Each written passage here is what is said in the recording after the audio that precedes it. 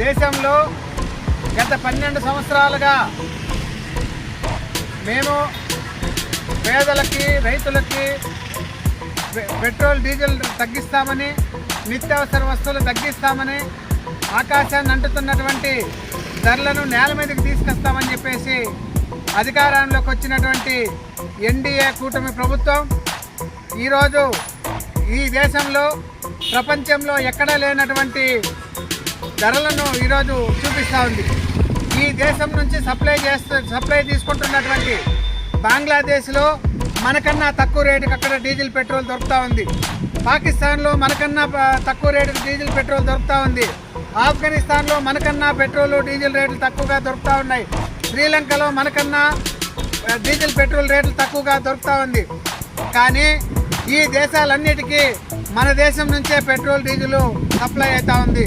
కానీ మన దగ్గర నుంచి కొనుక్కుంటున్న వాళ్ళేమో మనకన్నా తక్కువ ఇస్తూ ఉంటే మనకు మాత్రం ఈ ప్రపంచంలో ఎక్కడా లేనంత రేట్లు ఈరోజు కేంద్ర ప్రభుత్వము ప్రజల మీద మోపుతా ఉంది. అంతేకాకుండా వాళ్ళు చెప్పేది పెట్రోల్ డీజిల్ రేట్లు మాత్రమే. కానీ పెట్రోల్ డీజిల్ రేట్లు కనుక పెరిగితే నిత్యావసర వస్తువులు ప్రతి వస్తువు రేటు పెరుగుతుంది. ఇది ఈ ప్రభుత్వం ఏమాత్రం పట్టించుకోవడం లేదు.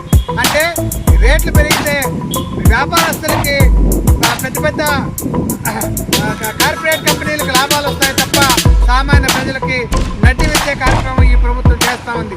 సుమారు ఈ రాష్ట్రంలో 32% పెట్రోల్ మీద డీజిల్ మీద ట్యాక్స్ వేస్తూ ఉంది కేంద్ర ప్రభుత్వం.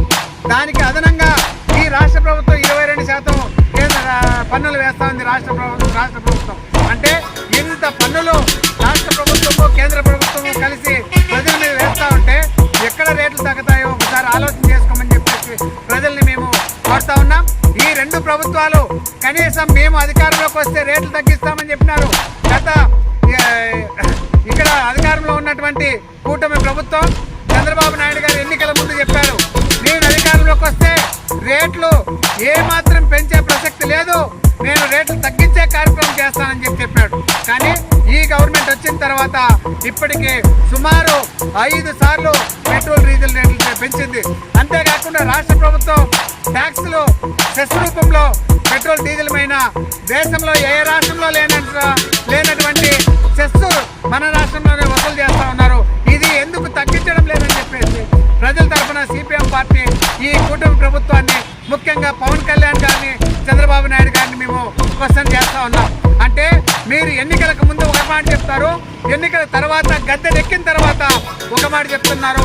అదే ముందు సామెత ఒకటి ఉంది, ఏరు దాటేదాకా ఏరు మల్లన్న, ఏరు దాటిన తర్వాత గోడి మల్లన్న అన్నట్లు వీళ్ళిద్దరి వ్యవహారం ఉంది.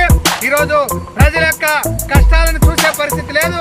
వాళ్ళకున్నటువంటి ఇబ్బందుల్లో నుంచి, వాళ్ళ కేసుల్లో నుంచి బయటపడేదానికి, అరెస్ట్ కాకుండా ఎవరికి వాళ్ళు కాపాడుకోవడానికి ఈరోజు కేంద్ర ప్రభుత్వాన్ని పల్లెత్తు మాట మాట్లాడలేని పరిస్థితి. గతంలో వైసీపీ గవర్నమెంట్ ఉన్నప్పుడు ముఖ్యమంత్రి గారు నరేంద్ర మోడీని చూస్తే కాళ్ళు చేతులు వణుకుతాయని చెప్పేసి ఆ రోజు మాట్లాడినారు. కానీ ఆ రోజు జగన్మోహన్ రెడ్డికి కాళ్ళు చేతులు వణుకుతా ఉంటే ఇతనికి ఫిట్స్ వచ్చినట్లు, నరేంద్ర మోడీని చూస్తే ఫిట్స్ వచ్చినట్లు పవన్ కళ్యాణ్కి ఫిట్స్ వస్తుంది, చంద్రబాబు నాయుడుకి ఫిట్స్ వస్తుంది. అంటే ఆయనన్నా గది వణుకుతా ఉంటే వీళ్ళిద్దరూ రోడ్డు మీద పడి పొరలాడుతూ ఉన్నారు.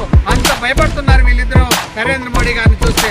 మేము చెప్తా ఉన్నాం ఈ ప్రభుత్వాలకి, ఈ పాలకులకి, మీరు నరేంద్ర మోడీ గారు ఓట్లేస్తే మీరు అధికారంలో రాలేదు ఈ రాష్ట్రంలో అని చెప్పేసి. ఈ రాష్ట్రంలో ఉన్నటువంటి 6 కోట్ల మంది ప్రజల యొక్క ఆకాంక్ష మేరకు మీరు అధికారంలోకి వచ్చారు. దాన్ని గుర్తుపెట్టుకోవాలా. ఆ ప్రజల యొక్క ఆకాంక్షని రేట్లు తగ్గిస్తామని చెప్పి